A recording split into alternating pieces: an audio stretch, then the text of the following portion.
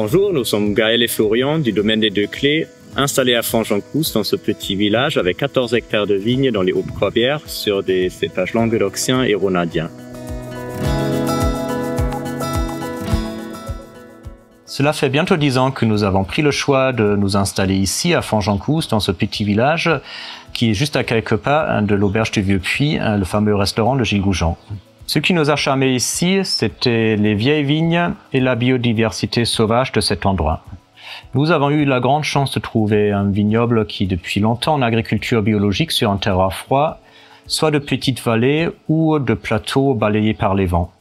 Ici, on a pu imaginer de faire notre projet, donc faire du vin authentique, de vin de caractère et de qualité.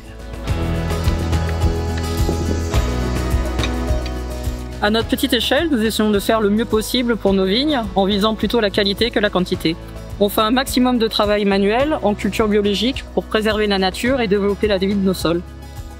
On a repris des vignes centenaires et on replante petit à petit des cépages différents pour plus d'adaptabilité au changement climatique. L'idée principale étant de construire la complexité des vins dès la vigne.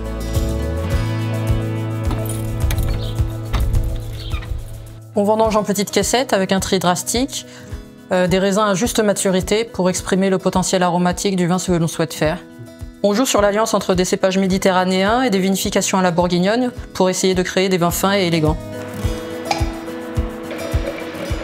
Un bon exemple, c'est notre cuvée de Corbières blanc.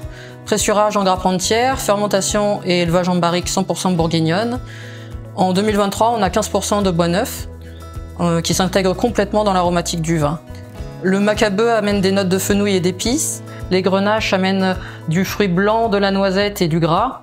Et le rôle du floral et du fruit jaune. C'est un vin plaisant qui séduit jusque dans la grande gastronomie.